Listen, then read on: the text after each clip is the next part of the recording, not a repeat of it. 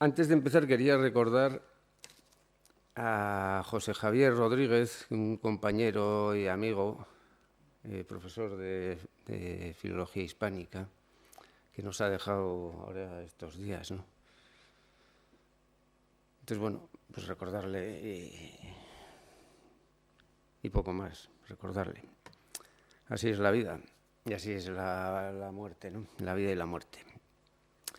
Y nosotros vamos a hablar ahora de la potencia de la imagen, es el título que había pensado para abordar esta temática de el mito en las artes. O sea, el tema de la relación entre el mito y el arte, y el mito y las artes, ¿no? La relación. Esa relación como un problema, ¿no? Algo que no es evidente y que es un poco sobre lo que quiero pensar. He hecho algunas reflexiones aquí sobre este asunto de las relaciones entre el mito, las artes, pero para poner la relación entre el mito y el arte tenemos que ver un poco la relación del mito, la relación del mito con el arte, con la cultura en general, con la ciencia, con el lenguaje, con todo. Entonces yo lo que me propongo es voy a proponer una especie de mapa para situar estas temáticas dentro de la cultura, ¿no? Y haciéndolo desde una perspectiva filosófica, que sobre todo plantea preguntas y problemas y no responde a casi nada. Van a quedar preguntas abiertas, ¿no? Bien, vamos a ir poco a poco a ello. La potencia de la imagen es el título inicial. Podría haberse llamado también la polaridad de la imagen. La imagen entre dos polos opuestos. O sea, la imagen entre los opuestos, entre el mito y el logos, por ejemplo. La imagen se extiende entre esos polos. La dialéctica de la imagen sería otro modo de decirlo, con Walter Benjamin. Hay una dialéctica en la imagen. Por un lado, la imagen mira al mito, por otro lado, la imagen mira al logos. Por un lado, la imagen mira a las emociones, por otro lado, mira al pensamiento. Y se extiende entre esos opuestos. Y establece de algún modo un trayecto y una comunicación entre esos opuestos, una implicación de los opuestos. Ambivalencia de la imagen sería otra manera de decirlo con Jung. La imagen es ambivalente, como la vida. Todo es bueno y malo al mismo tiempo, ¿no? Y la imagen no podía ser menos, ¿no? Entonces, es esto lo que está detrás de la potencia de la imagen. Vamos a ver algunos. Entonces, presento a la imagen como un trayecto antropológico entre opuestos. Veamos algunos de esos opuestos. La imagen arranca en lo concreto, pero nos lleva hacia lo abstracto. No es lo mismo una imagen concreta del miedo que la representación abstracta del miedo. Una imagen de miedo da miedo, una representación abstracta del miedo no da miedo, ¿no? Está entre la emoción, arraiga en la emoción y lleva hacia el pensamiento. Y acaba convirtiéndose en concepto, la imagen. Estoy jugando con esto de las terminologías las establecemos, ¿no? Entonces, yo extiendo entre el pensamiento y la emoción la imagen también, entre lo objetivo y lo subjetivo. Entre el espíritu y el cuerpo, entre el logos y el mito. Habrá imágenes míticas, habrá imágenes lingüísticas, imágenes artísticas, imágenes científicas. Entre el ser humano y la realidad. La imagen es la relación entre el ser humano y la realidad. Entabla esa relación, ¿no? Entre la reflexión, entre la teoría y la vivencia, la praxis. Entre esos opuestos se extiende la imagen, ¿no? Esta concepción de la imagen, entonces, tiene consecuencias antropológicas, una concepción del ser humano. Y podríamos decir, entonces, que el ser humano tiene un modo de ser imaginario. También el ser humano se extiende entre esos opuestos, ¿no? Un modo de ser imaginario, un modo de ser simbólico, otra manera de decirlo, modo de ser mitológico, mito-lógico, entre el mito y el logos. Necesitamos mitos y necesitamos logos. Modo de ser dialéctico, El ser humano está entre las contradicciones, se mueve con contradicciones. Esto con lo del marxismo era muy claro, ¿no? Que cogía de Hegel la noción de dialéctica, lucha de clases y todo eso, ¿no? La contradicción. El ser humano es un ser contradictorio entre esos opuestos. La negación, la contradicción es el papel de la negación, o sea, el papel de la muerte, ¿no? La dialéctica, ¿no? La imagen dialéctica. El llegar a ser... Esto se ve muy claro también de la dialéctica en la naturaleza, ¿no? La naturaleza es dialéctica. El llegar a ser flor de la flor es dejar de ser flor, porque se hace fruto. En el momento en que la flor es flor, ya está dejando de ser flor, o sea, se vuelve fruto. Se niega, muere como flor, y empieza a ser fruto. Pero es que el momento en que el fruto llega a ser fruto está ya maduro. Está ya dejando de ser fruto. Se está pudriendo, está muriendo. Está dejando la semilla que brote. El llegar a ser flor es dejar de ser flor. Ese es el componente dialéctico de la naturaleza, pero es el componente dialéctico de la imagen y el componente dialéctico del ser humano, el modo de ser dialéctico del ser humano, el modo de ser hermenéutico, otra manera de decirlo.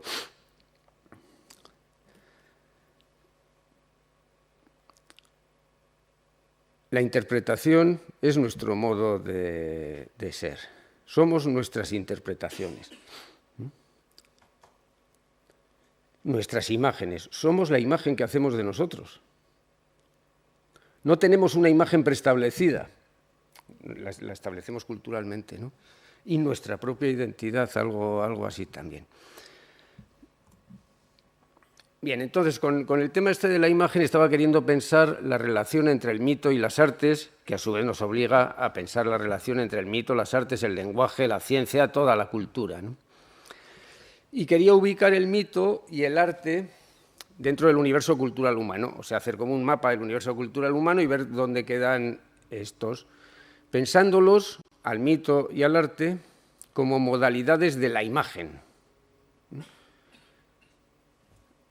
Diversas modalidades de la imagen. Hay imagen mítica, hay imagen poética, hay imágenes artísticas, hay imágenes científicas, hay imágenes lingüísticas. Cuando hablamos, estamos generando imágenes lingüísticas, estamos poniendo en imágenes lingüísticas, ¿no? Entonces, estas modalidades de la imagen, o del simbolismo, o de la interpretación, son modos distintos de interpretar, ¿no? Son modos de transponer o traducir expresivamente nuestras impresiones. Modos de expresar la impresión. La realidad nos impresiona y después expresamos lo que nos ha dejado ahí, lo que nos ha provocado, ¿no?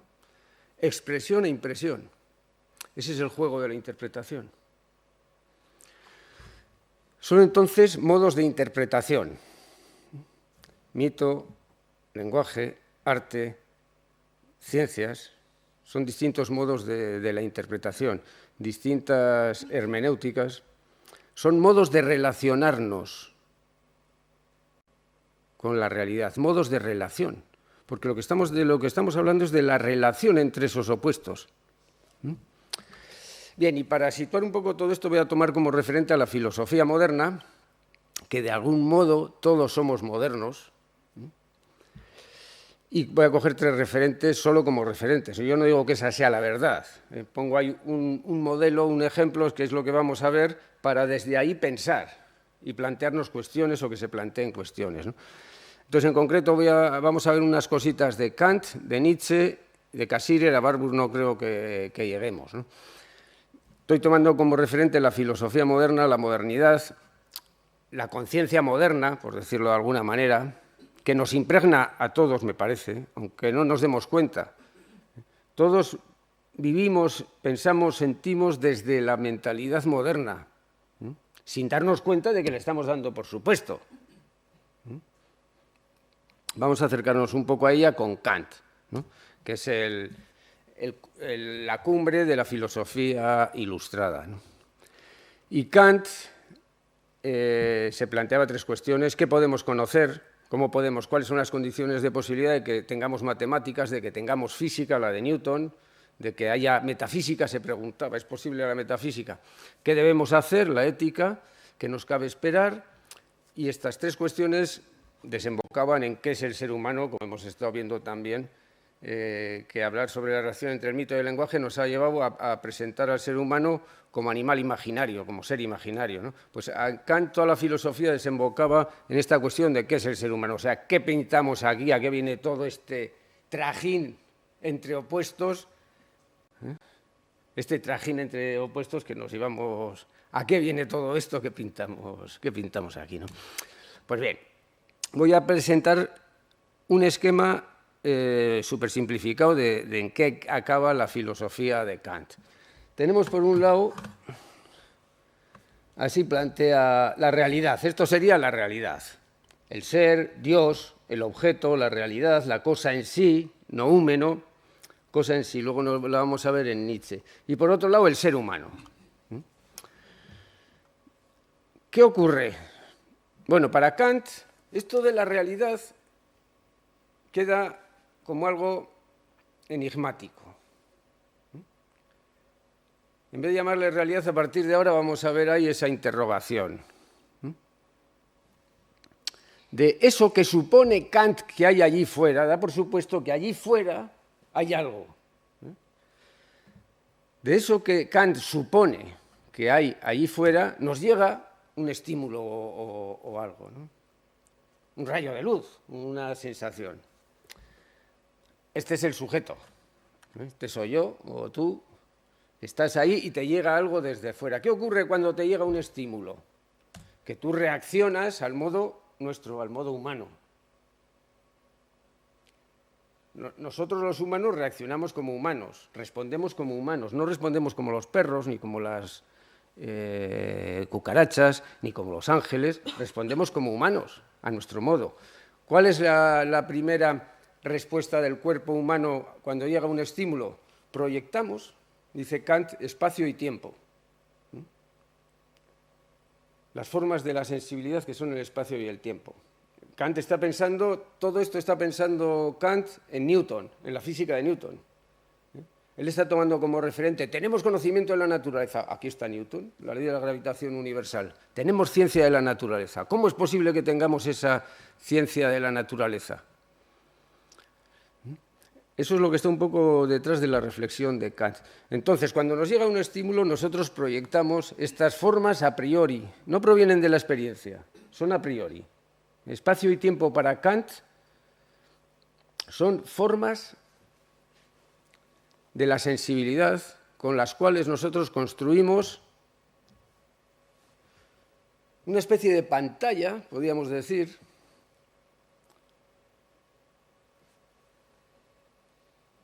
esta pantalla, que es donde van a ocurrir las cosas, el espacio y el tiempo, todo lo que nosotros vemos, tocamos, sentimos, tiene lugar en el espacio y el tiempo. Esto sería el mundo también, ¿no? El espacio y el tiempo es el mundo. Aquí es donde ocurren las cosas. A esto le llama Kant el fenómeno.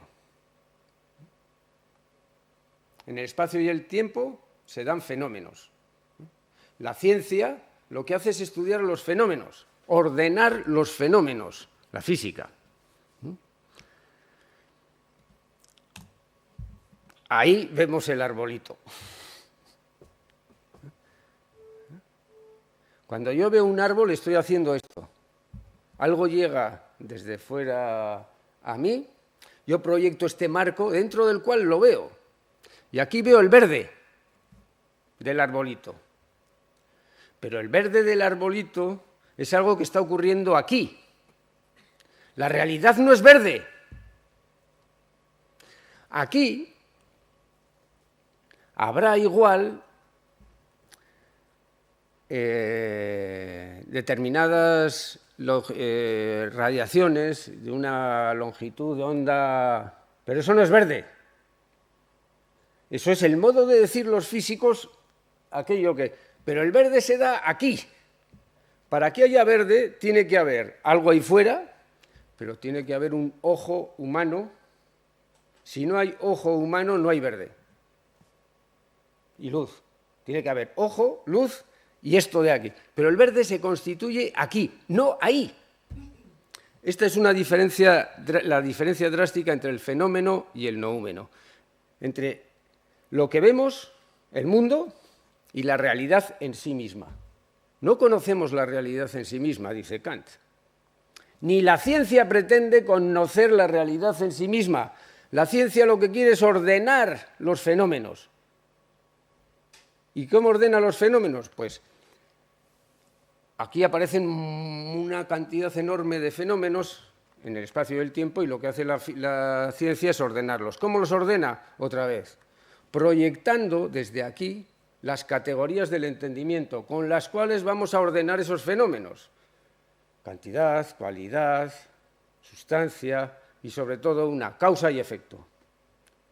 Con causa y efecto, el principio de causalidad, ordenamos los fenómenos. Eso es sobre todo lo que hace la ciencia, medir, ordenar y descubrir relaciones de causa y efecto de los fenómenos.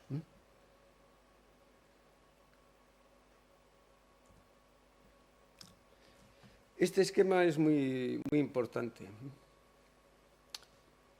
Claro, aquí Kant está preguntándose, ¿y cómo tenemos un conocimiento de la naturaleza, la física de Newton, que es universal y necesario?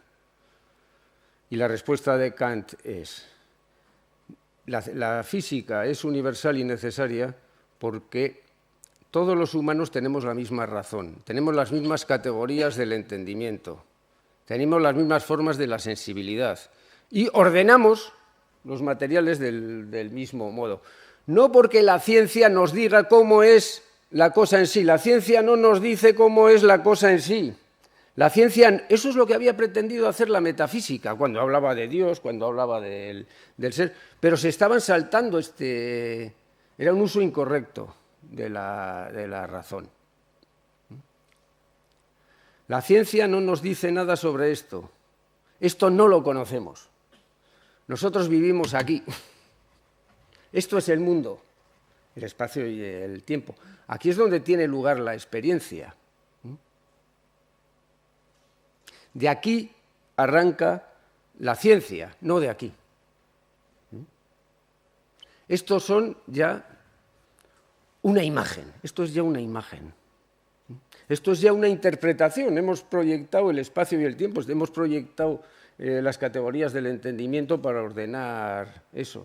No es una visión pura, no estamos tocando la realidad, nunca tocamos la cosa en sí. Lo que tocamos es la cosa tal como se relaciona con nosotros. Esto es la relación. Estamos ya en relación con eso. El sentido común ingenuo cree que esto es esto. Ese es el dogmatismo. Ese es el creer que las cosas, que la realidad es como la vemos, ¿no? Lo que vemos es ya el resultado de una elaboración nuestra, de una configuración cultural. Kant todavía no se daba cuenta de la importancia de la cultura. Creía que la razón era universal, que todos tenemos la misma, y ahistórica.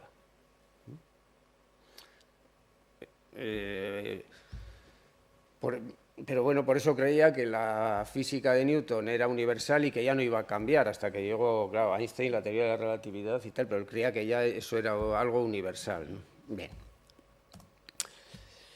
Conclusión kantiana, la ciencia tiene validez universal y un carácter necesario, pero no porque refleje o se apoye en la realidad en sí misma, sino porque al conocer ordenamos, configuramos, constituimos los fenómenos, proyectando las formas de la sensibilidad y las categorías del entendimiento y las ideas de la razón que todos compartimos. El fundamento de la universalidad de la ciencia no está en la realidad, está en el propio sujeto que conoce. La condición de posibilidad de la ciencia es el sujeto que conoce, que es universal. Las categorías del entendimiento son universales, creía Kant. Bien, estaba centrado sobre todo en la ciencia, como buen ilustrado, estaba tomando como referente a la física. Hemos conseguido la física, todo nuestro conocimiento tendrá que ser todo así, tenemos que seguir la estela de la física, el ejemplo de la física, ¿no? Pero en la segunda crítica se pregunta por la ética, el comportamiento ético, el juicio ético, y en la tercera crítica se pregunta un poco de pasada por el arte. Si la ciencia hace esto, el arte ¿qué hace? Pero abre un poco así la puerta a Kant y enseguida la vuelve a cerrar porque no se asusta, no sé qué le pasa, pero cierra a todo correr, ¿no? Porque él está sobre todo, claro, es Newton, es la física lo que nos va a salvar. Con esa puerta que abre del arte, preguntando por el arte, por ahí es por donde se meten los románticos, los prerrománticos, los idealistas, ¿no? Si volvemos para atrás, para Kant, los fenómenos no podemos ir más allá de los fenómenos, ¿no? La ciencia parte de aquí y la ciencia solo nos habla de los fenómenos, cómo se ordenan los fenómenos, pero queda todo esto otro. Los románticos van a ver a través del arte la posibilidad de asomar la cabeza de algún modo hacia allá, ¿no? La ciencia no nos va a decir nada de lo del otro lado. Sin embargo, aquí es donde se plantean las cuestiones. ¿Qué coño pinta esto? ¿No? Y los románticos van a mirar en la poesía, en el mito, en el arte, en la música, luego Schopenhauer, ¿no? Como modos de ir más allá de este límite, porque Kant aquí está poniendo un límite, son los límites del conocimiento. Y Kant prohíbe ir más allá, que es lo que estaba haciendo la metafísica. Pone una imagen de una isla, la isla del conocimiento, que hay nieblas y tal, y entonces la tarea de la filosofía para Kant es definir el contorno de la isla, donde estamos presos, claro, para no meternos en embajadas de que confundamos las nieblas y creamos que puede haber por ahí otras tierras y nos lancemos a la mar a buscar inutilidades. Bien, con esta pregunta por el arte es por donde entran Schiller, Goethe, Herder, Hamann, luego otros, Novalis, Hölderlin, por ahí es una puerta que ha abierto Kant, ¿no? También Nietzsche, que está continuando esa línea de los prerrománticos ya en el siglo XIX. Y vamos a ver 2 o 3 textos de un texto muy joven, muy temprano de Nietzsche, que se titula Sobre verdad y mentira en sentido extramoral. Nietzsche está continuando la crítica que había iniciado Kant a la metafísica y va a llegar hasta sus últimas consecuencias. Y la última consecuencia de esa crítica de la metafísica resulta que es, no de la crítica de la metafísica, de la propia metafísica, resulta que con la modernidad a donde desembocamos es en el nihilismo. Nihilismo. El escepticismo de Kant que nos dejaba con esa interrogación ahí, resulta que va a ser nihilismo. Vamos a ver cómo se formula el joven Nietzsche esta cuestión. Sobre verdad y mentira en sentido extramoral, que es un texto muy, muy breve de juventud. Los diferentes lenguajes, Nietzsche era filólogo, era filología clásica, ¿no? Había estado estudiando la tragedia de Esquilo, de Sófocles, el nacimiento de la tragedia, ¿no? Los diferentes tenía sensibilidad lingüística. Kant no tenía sensibilidad lingüística. Para Kant es la mecánica de Newton, son las matemáticas las que organizan el conocimiento. Nietzsche tiene sensibilidad lingüística como todos los románticos, ¿no? Y los prerrománticos sobre todo, ¿no? Los diferentes lenguajes comparados unos con otros ponen en evidencia que con las palabras jamás se llega a la verdad. En esto es kantiano. No se llega a la verdad, no se llega a la cosa en sí, ni a una expresión adecuada, pues en caso contrario no habría tantos lenguajes, solo habría uno, ¿no? Si pudiésemos decir las cosas como son, ¿para qué coño tantas lenguas, ¿no? Con una bastaría. Si hay tantas lenguas, será que ninguna lo dice del todo, ¿no? La cosa en sí, ¿os acordáis dónde ponía Kant la cosa en sí? Nietzsche es un kantiano en este sentido. La cosa en sí es totalmente inalcanzable y no es deseable en absoluto para el creador del lenguaje. El creador del lenguaje no quiere llegar a la cosa en sí. No puede y no quiere. Está creando cosas, lenguas. El lenguaje se limita a designar las relaciones de las cosas con respecto a los hombres. Lo que expresa el lenguaje es la relación que tenemos con las cosas, con la realidad. Nuestras relaciones. No lo que son las cosas en sí, sino cómo nos relacionamos. Este lenguaje se limita a designar las relaciones de las cosas con respecto a los hombres y para expresarlas apela a las metáforas más audaces. El lenguaje juega con metáforas. Expresa lo que necesitamos expresar con metáforas, poéticamente. El lenguaje tiene una base poética. Esto lo está cogiendo de los prerrománticos, ¿no? El lenguaje no refleja la realidad, no copia la realidad. El lenguaje crea, es poético, interpreta. Lo que distingue al hombre del animal depende de esta capacidad de desleír las metáforas intuitivas en un esquema. Aquí aparece esta tensión de la imagen entre la imagen intuitiva y el concepto. ¿De dónde salen los conceptos abstractos? De que diluimos las imágenes, van perdiendo fuerza sensible y se van volviendo abstractas. ¿De dónde sale el concepto de árbol? De una imagen que se va generalizando, va perdiendo concreción y sirve para muchas, para todas, abstracta. No sirve para ninguna, sirve para muchas. Aquí estamos en el juego entre la sensibilidad y el entendimiento. Lo que distingue al hombre del animal depende de esta capacidad de desleír las metáforas intuitivas en un esquema, o si se quiere, de diluir una imagen en un concepto. Mientras que toda metáfora intuitiva es individual, única e inclasificable, poética, ¿no? El gran constructo de los conceptos científicos, ¿no? La ciencia, el pensamiento abstracto, ese gran constructo de los conceptos muestra la rígida regularidad de un columbarium romano, ¿no? De un cementerio, todo quieto, parado, organizado, ¿no?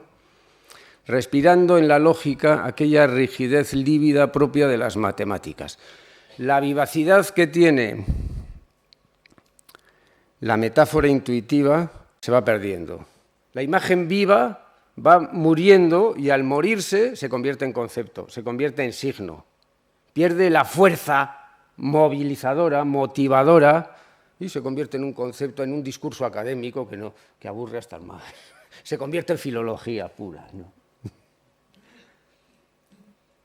Nietzsche tenía la batalla con Wilamowicz, el gran filólogo, porque Nietzsche era un filólogo filósofo, un filósofo filólogo, ¿no?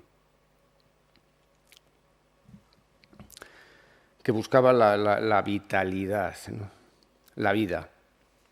La vida es el criterio, no la verdad, la vida. El que ha inspirado esta rigidez momífica apenas sí podrá creer que incluso el propio concepto es solo el resultado final de una metáfora. También a la base de los conceptos está la metáfora. También a la base de la ciencia, es lo que está diciendo Nietzsche, del conocimiento racional, de lo más racional, está la metáfora, la imagen, el mito. El propio concepto es solo el resultado final, residuo o resto de una metáfora, de modo que la ilusión de la transposición artística de un estímulo nervioso en imágenes resulta ser, si no la madre, sí al menos el abuelo de todo concepto. Transposición artística de un estímulo nervioso en imágenes. Esto es lo que hacemos al percibir. Percibir, mirar, es ya transponer, traducir un estímulo en imagen mental. Es crear. El ser humano es creador ya en el momento en que percibe, interpreta. Esto es lo que está diciendo Nietzsche. Está haciendo una crítica a todo el intelectualismo de la cultura occidental, para recuperar esa vivacidad poética de la vida, de la imagen próxima a la vida, que metaforiza, que simboliza, que interpreta, que genera ficciones.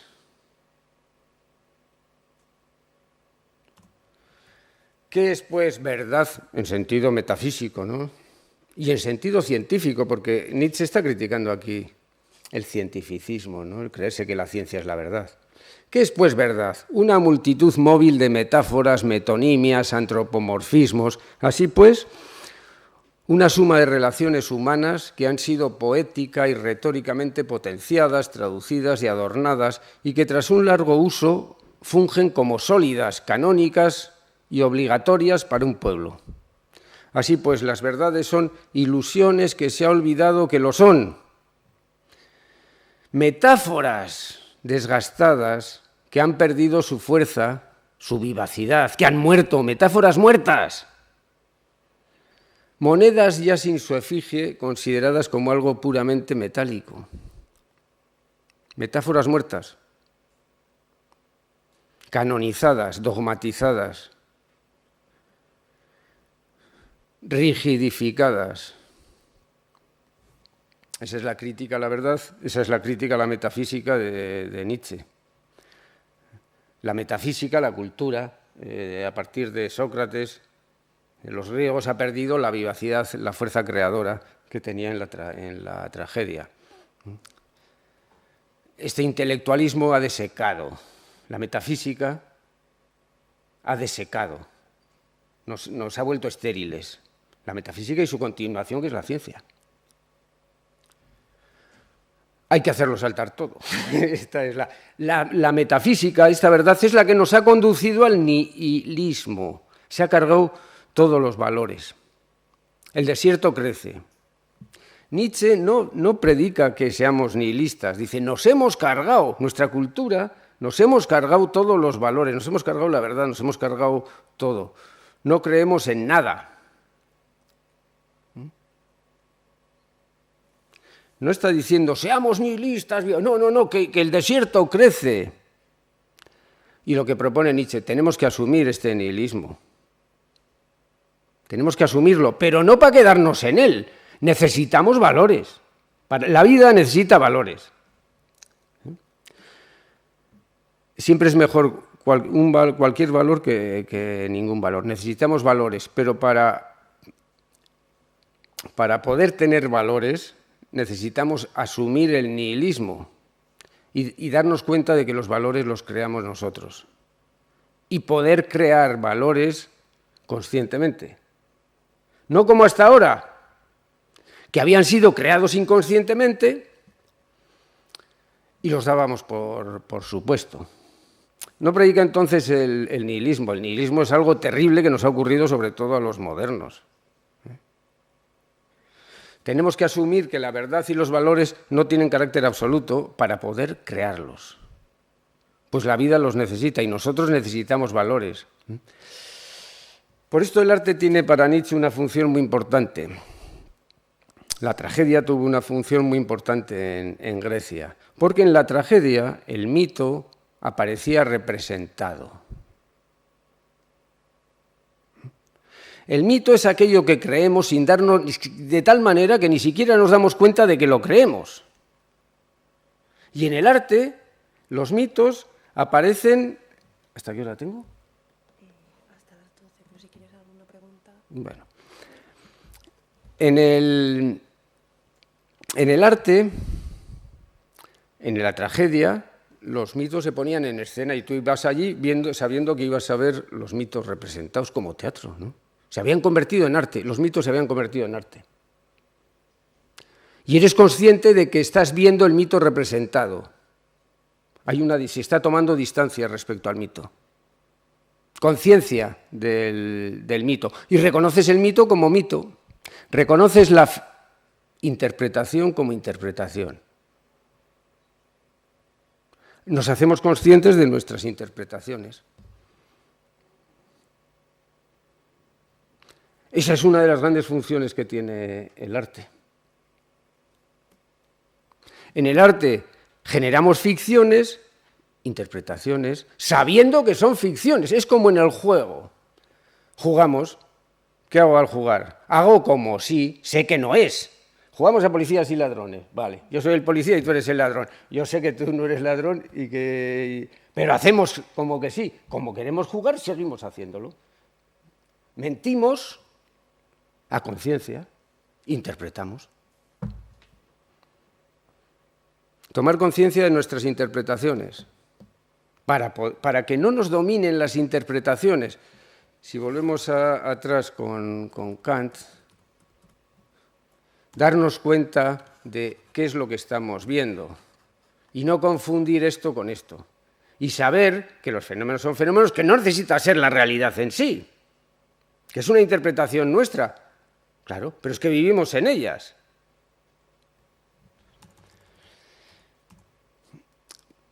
Bien, entonces, lo que está descubriendo Nietzsche, es algo que toda la modernidad ha ido haciendo, descubrir nuestra creatividad, ¿no? Que el ser humano es creativo, que la cultura es una creación nuestra, que la ciencia es una creación nuestra, que los mitos, hasta cierto punto, son creaciones nuestras,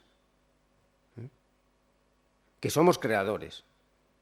Que el ser humano es creador de cultura, al menos. No la cosa en sí no la crearemos nosotros, pero las representaciones de la cosa en sí, sí. La cultura, creamos cultura y vivimos en esa cultura.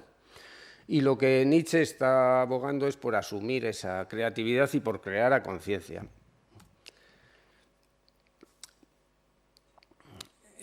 Para ver, esto es el Nietzsche afirmador, ¿no? El Nietzsche que está intentando la crítica de la metafísica para liberarnos y para hacernos humanos, porque la metafísica reprimía nuestra humanidad, nuestra creatividad, y se trata de potenciar esa creatividad. Eso es el superhombre en Nietzsche.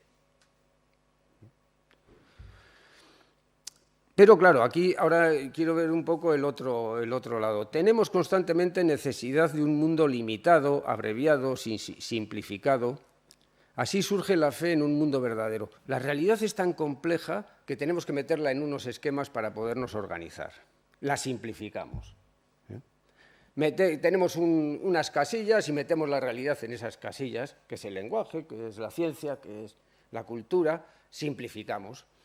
Entonces, nos creemos que eso es el mundo verdadero. Para la vida práctica, para la rutina, pues las cosas son como son, no vamos a darle más vueltas, ¿no? Sabemos que esto tiene unas puertas, no, nos creemos que hay un mundo verdadero. Hacemos todos como si el mundo existiera, el mundo verdadero. Pero no existe en absoluto un mundo verdadero, ¿no? Se trata de una perspectiva ilusoria cuyo origen está en nosotros. Esto es desasosegante, ¿no? Esto es perturbador. Resulta que todos son ilusiones nuestras. Que todo es una ilusión, que todo es un engaño, que todo es un cuento, que no hay valores, de verdad, que todo es un montaje, ¿no? Entonces, ¿ahora qué? ¿Ahora qué? Asumir el nihilismo, ¿no? Ahora ¿cómo nos apañamos con esto, no? Claro, aquí se plantea una cuestión.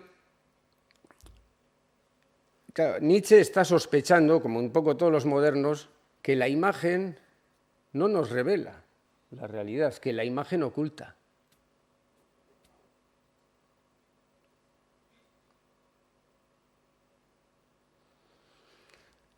Aquí está el problema. Si la imagen nos oculta, si en los fenómenos lo que aparece, lo que vemos, no es la manifestación de la realidad tal como es en sí misma,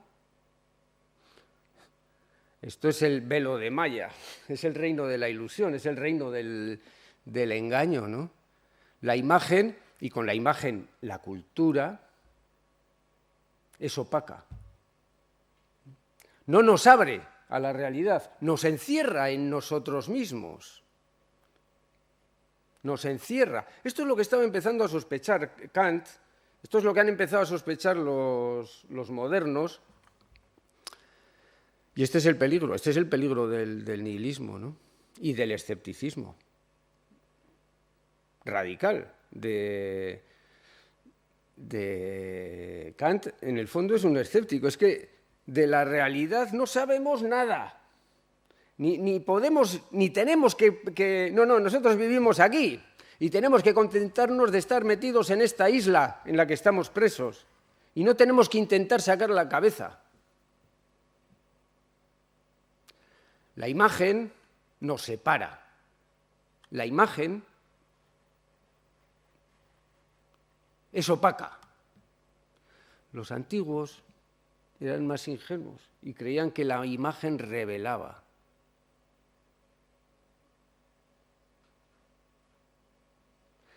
La modernidad es la crítica, es el despertar de la crítica. ¿Y cómo sabemos que esto es como esto? ¿No? ¿Cómo sabemos que la imagen se corresponde con lo que es? No hay forma de comprobarlo. Para Kant no hay forma de comprobarlo. Se ha abierto este abismo, los modernos hemos abierto este abismo y aquí estamos encerrados. Si la imagen es opaca, estamos condenados a estar atrapados en nuestras ficciones, ilusiones, engaños. Ese es el nihilismo. Esa es la amenaza de la modernidad. ¿Nos quedamos contentos ahí o cómo nos las apañamos? Esa es la cuestión. Bueno, casi era esto lo que... Voy a asomarme un poquito a Cassirer para ver, pero lo dejo solo planteado. Cassirer sería un neokantiano que amplía la crítica kantiana. Vamos a ver cómo se transformaría el esquema que hemos visto de Kant con Cassirer, que escribe ya la filosofía de las formas simbólicas en la década de 1920. Para presentar su planteamiento, he cogido esta cita de Paul Klee, que no es tampoco muy exclusiva suya, pero bueno, aquí queda bien reflejada. El arte no reproduce lo visible, hace visible. La cultura no reproduce, no copia la realidad. Seguimos con el planteamiento kantiano. El fenómeno no es una copia del noúmeno. Lo mismo el arte. El arte no se limita a copiar la realidad, a reproducir lo visible. El arte y la cultura, lo que nos hace visible, es lo que nos permite ver. Todo en Cassirer es este planteamiento. El esquema sigue siendo kantiano, pero Cassirer no pone aquí ya, como Kant, el fenómeno sensible, centrándose sobre todo en la ciencia. Para Kant, esto que hay aquí en medio es un universo simbólico.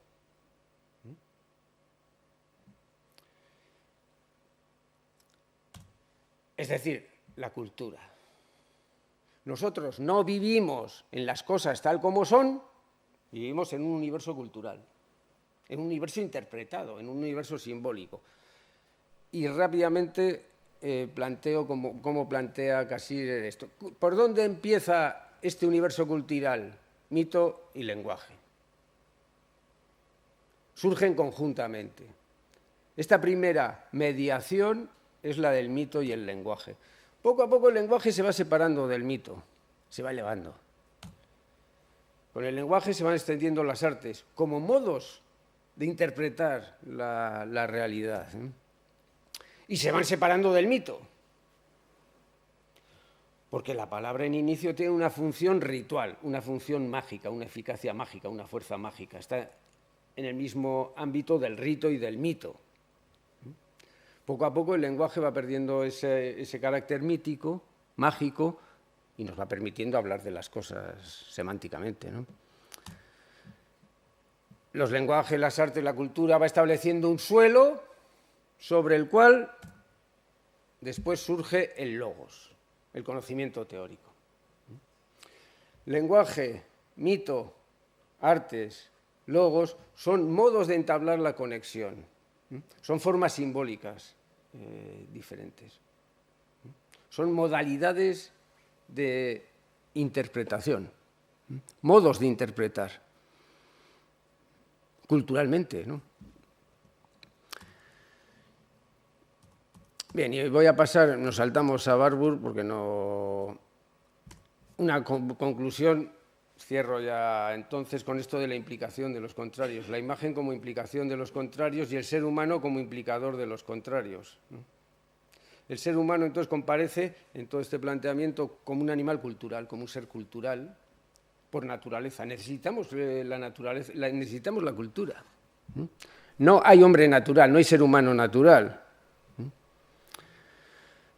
Ser cultural por naturaleza, ser paradójico, ser contradictorio, ¿no? Ser mito, guión, lógico. Generamos mitos, generamos logos opuestos. Y entre ellos no desaparece. La versión oficial de nuestra cultura es: en el pasado tenían mitos cuando no sabían. Nosotros, que nos hemos ido haciendo listos y que somos espabilados, ya vamos llegando a la ciencia y a la tecnología, que es la que nos va a guiar.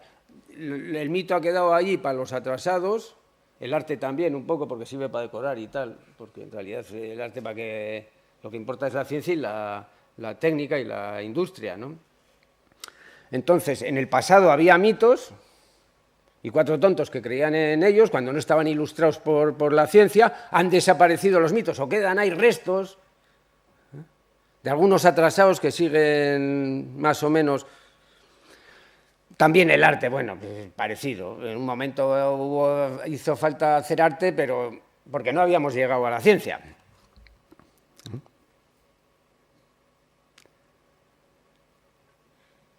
Pero ya ha desaparecido, los mitos ya han desaparecido, estamos ya en la edad de la ciencia, ¿no?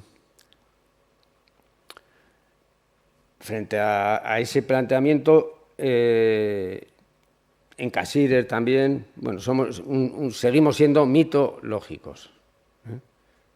Porque los mitos es aquello que creemos de tal manera que ni siquiera nos damos cuenta de que lo creemos, ¿eh? Seguimos teniendo mitos. Pero, claro, esto es como vemos la paja en el ojo ajeno, pero no vemos la viga evangélicamente, no vemos la viga en el propio. El mito del otro se ve muy fácil, el mito propio no. Pero estamos en esa tensión. El ser humano es ser contradictorio, ser paradójico, ser mito, lógico, simbólico, hermenéutico. Y necesitamos cultura, necesitamos implicación de los opuestos. No podemos, hay una tendencia a disociarnos entre todos los opuestos, ¿no? Y necesitamos integrarlos, implicarlos, ¿no? Como lo femenino y lo masculino, ¿no? Para hacernos chicos, nos decían, los chicos no lloran, ¿no?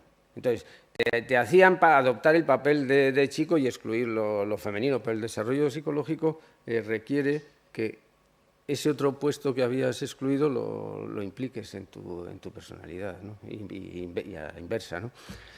Entonces, la imagen, y acabo, la imagen tiene esa función mediadora, implicadora de los opuestos. Y la pregunta queda, ¿la imagen es máscara o rostro? ¿La imagen oculta o revela? ¿Tu cara muestra tus emociones o las oculta?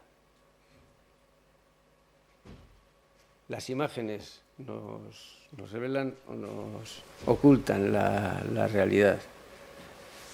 Y aquí vuelve a darse la necesidad de implicación. La imagen oculta y revela al mismo tiempo, creo yo que van por ahí las cosas. Pero no hay que disociarlas, ni revela completamente, ingenuamente nos creemos que todo lo que... ni oculta, ni es totalmente opaca. Si es totalmente opaca, estamos condenados. Si es totalmente opaca, estamos encerrados en nosotros mismos y date por jodido ya para siempre, ¿no? Entonces, yo la única esperanza que veo es que es la implicación de esos opuestos, que revele y oculte al mismo tiempo, ¿no? Y bueno, aquí lo dejamos entonces.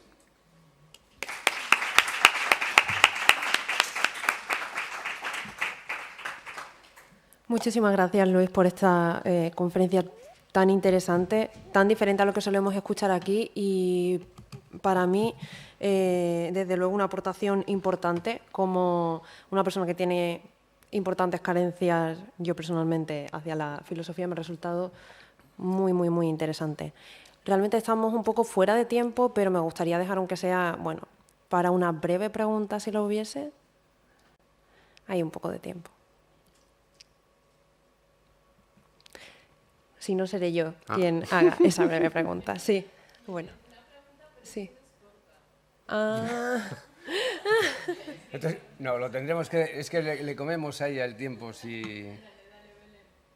Vale, no, pues si lo hablamos luego. podemos seguir, si no, luego. Yo haré, espero que sea solamente una breve apreciación. Me gusta mucho esta contradicción entre objeto, vamos a decir, objeto real e interpretación, si lo aplicamos, por ejemplo, a la teoría de la literatura o a la interpretación literaria. Es decir, hay personas que piensan que es la obra o el autor quien tendría la verdad de la interpretación de esa obra, y hay otras personas que defienden que es el lector, mediante su lectura, el único que realmente saca significado, mientras que igual sería esa implicación de contrarios, ¿no? Que una obra a la vez da significado, pero a la vez es el lector el que la interpreta de forma, ¿no?, individual. Así que... Sí, muy brevemente, pero es relación. El sentido del texto necesita de la interpretación para poder acontecer. Si no hay interpretación, no hay obra. No hay obra. Una obra de teatro necesita de la interpretación para acontecer. El texto no es obra de teatro. Si no hay interpretación y no hay intérpretes, no hay obra. No quiere decir que el actor interprete como le da la gana.